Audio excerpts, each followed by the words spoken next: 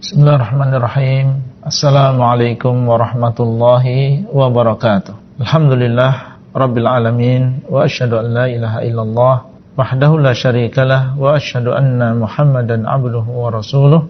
Sallallahu alaihi wa ala alihi wa sahbihi wa tabi'ina lahum bi ihsanin ila yaumiddin. Wa sallama tasliman katsiran amma ba'd. Alhamdulillah, kembali kita dipertemukan pada kesempatan kali ini. InsyaAllah akan kita lanjutkan tentang rukun iman yang keempat, yaitu beriman kepada Rasul Allah. Beliau mengatakan rahimahullah, wa anna afdalahum Muhammadun thumma Ibrahim thumma Musa thumma Nuhun wa Isa ibnu Maryam. Dan kita yaitu ahlu sunnah meyakini bahwasanya yang paling afdal di antara mereka adalah Nabi Muhammad sallallahu alaihi wasallam. Di dalam sebuah hadis Nabi sallallahu alaihi wasallam mengatakan, ana sayyidu waladi Adam wala faqr. Aku adalah pemukanya anak-anak Adam. Artinya seluruh anak manusia, pemukanya yang paling afdal adalah Nabi Muhammad sallallahu alaihi wasallam. Termasuk di dalamnya adalah para nabi dan juga para rasul. Ini mereka bashar, mereka adalah manusia. Berarti otomatis sebaik-baik rasul adalah Nabi Muhammad sallallahu alaihi wasallam. Sehingga apa? Beliau sallallahu alaihi wasallam adalah penutup para nabi dan pengikut beliau adalah yang paling banyak. Kitab yang diturunkan kepada beliau adalah kitab yang paling mulia. Oleh karena itu beliau sallallahu alaihi wasallam ketika diisrakan oleh Allah SWT, beliaulah yang menjadi imam bagi para nabi dan tidak menjadi imam kecuali orang yang paling mulia di antara mereka. Dan di hari kiamat manusia akan mendatangi beliau di padang mahsyar setelah sebelumnya Nabi Adam, Nabi Nuh, Ibrahim, Musa dan Isa, mereka semuanya minta umur. Akhirnya manusia mereka pun datang kepada Nabi Muhammad sallallahu alaihi wasallam. Ini menunjukkan bahwasanya beliau sallallahu alaihi wasallam adalah afdhalul anbiya'i war rusul. Sebaik-baik nabi dan juga para rasul adalah Nabi Muhammad sallallahu alaihi wasallam. Dan kita alhamdulillah khairu ummah kuntum khaira ummatin ukhrijat linnas. Kalian adalah sebaik-baik manusia, sebaik-baik umat yang dikeluarkan untuk manusia. Di umat beliau adalah khairul ummah. Umat Nabi Muhammad sallallahu alaihi wasallam adalah sebaik-baik umat dan beliau adalah afdhalul anbiya'i war rasul. Setelahnya adalah Nabi Ibrahim alaihissalam yang beliau adalah khalilullah. Innallaha qad ittakhadhani khalilan kama ittakhadha Ibrahim khalilan. Sungguhnya Allah telah menjadikan aku sebagai khalil sebagaimana Allah telah menjadikan Ibrahim sebagai khalil. Allah mengatakan wattakhadallahu Ibrahim khalilan. Allah telah menjadikan Ibrahim sebagai khalil.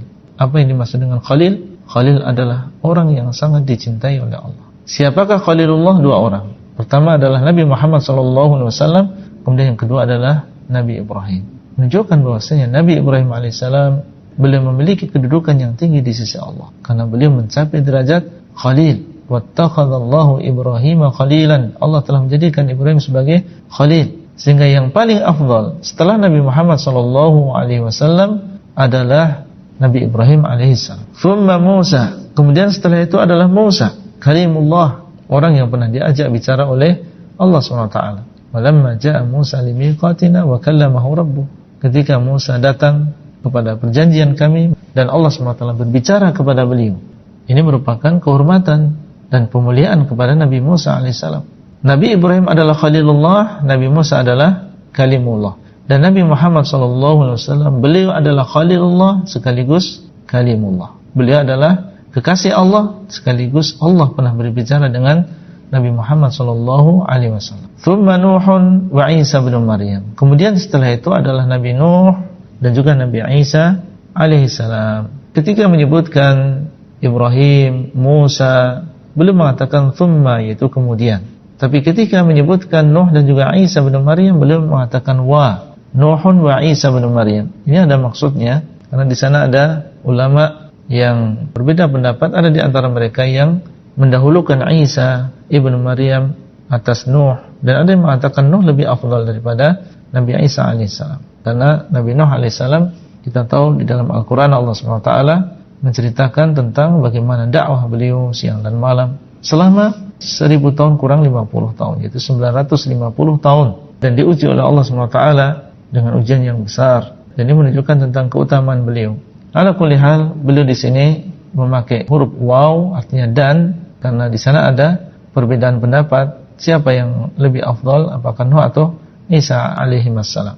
Wahum al-makhsusuna fi qaulihi ta'ala, dan mereka adalah nabi-nabi yang dikhususkan di dalam firman Allah, wa idz akhadna minan nabiyyin mitsaqahum wa minka wa min Nuh wa Ibrahim wa Musa wa Isa ibnu Maryam wa akhadna minhum mitsaqan ghalidhan. Dan kami telah mengambil dari para nabi perjanjian, dan kami telah mengambil darimu wahai Muhammad, dan dari Nuh, Ibrahim, Musa dan Isa bin Maryam, dan kami telah mengambil dari mereka perjanjian yang sangat berat. Ketika Allah menyebutkan di awal bahwasanya Allah mengambil perjanjian dari para nabi, Allah menyebutkan secara khusus 5 orang di antara mereka, Nabi Muhammad, Nabi Nuh, Ibrahim, Musa dan juga Isa. Maka ini adalah sebaik-baik para nabi, dan mereka lah yang dikenal dengan ulul azm minar rusul. Fasbir kama sabara ulul azmi minar rusul. Dalam engkau bersabar sebagaimana bersabarnya ulul azmi di kalangan para rasul. Dan 5 orang inilah yang disebutkan di dalam hadis syafa'atul uzma, hadis yang berisi tentang syafa'ah yang paling besar. Makanya 5 nabi ini adalah 5 yang paling afdal. Di keyakinan Ahlussunnah bahwasanya para nabi yang mereka adalah sebaik-baik manusia, tapi di antara mereka sendiri ada perbedaan derajat dan juga tingkatan. Siapa yang membedakan derajat ini? Allah SWT. Tilkar rusulu faddalna ba'dahum ala ba'd. Itu adalah para rasul yang kami telah mengangkat, mengutamakan sebagian mereka di atas sebagian yang lain. Menunjukkan bahwasanya para rasul alaihi wassalam berbeda-beda tingkatannya.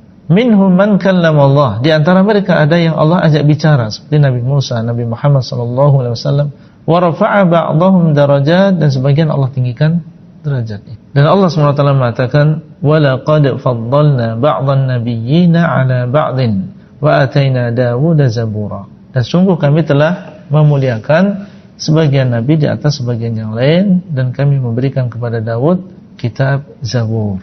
Berarti kita harus meyakini bahwasanya para rasul ini berbeda-beda tingkatannya. Sebagian Allah angkat di atas sebagian yang lain, dan semuanya adalah sebaik-baik manusia. Adapun firman Allah Azza wa Jalla, la nufarriqu baina ahadin min rusuli, kami tidak membeda-bedakan di antara para rasul.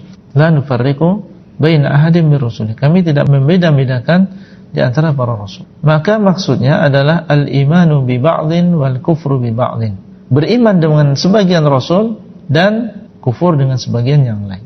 Ini namanya tafriq, ini namanya membedakan di antara para rasul, dan ini haram, dan dia adalah kekufuran yang nyata. Seorang muslim diperintahkan untuk beriman dengan seluruhnya.